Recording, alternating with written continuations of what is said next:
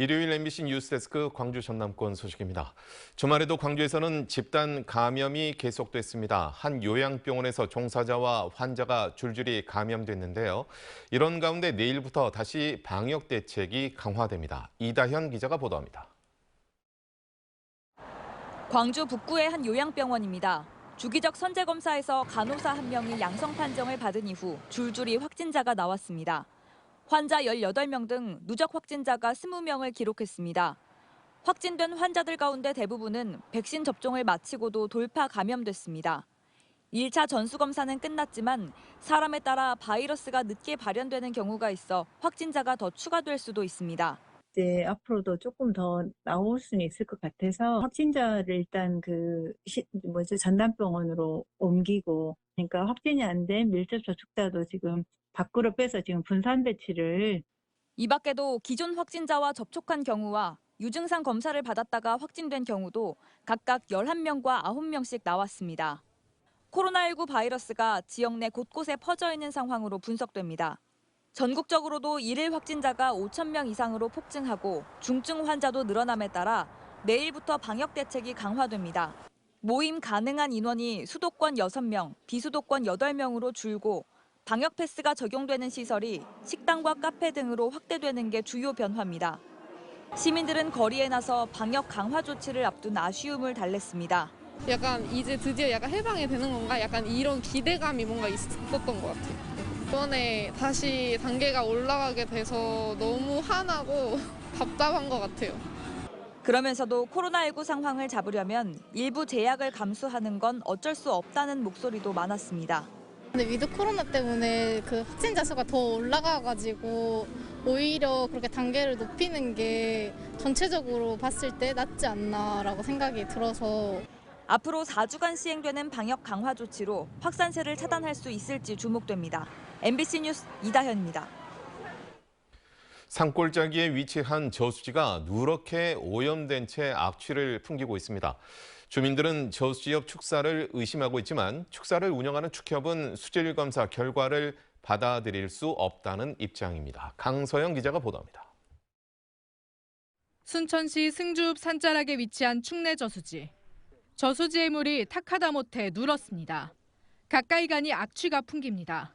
이 밑에 이제 꼬랑이에 가서 미꾸라지라도 한 마리 잡아 먹으려고. 근데 그 똥물이 있어가지고 미꾸라지 한 마리 넣었고 냄새 나서 올라보니까 이제 물이 요지경이.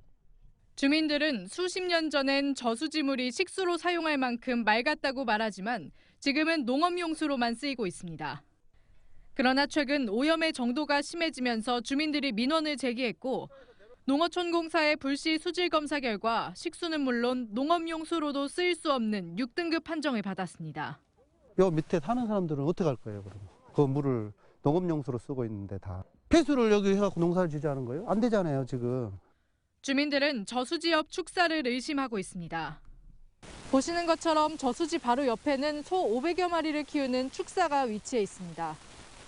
순천시도 해당 축사에서 퇴비와 분뇨 등이 유출된 정황을 확인하고 축사에 계도 조치를 내렸습니다. 하지만 축사를 운영하는 축협 측은 처분 결과를 믿을 수 없다며 자체 수질 검사를 의뢰했습니다. 최대한 그런 부분까지 신경을 써가지고 저희들이 축협에서 노력하는 부분을 보여드리도록 하겠습니다.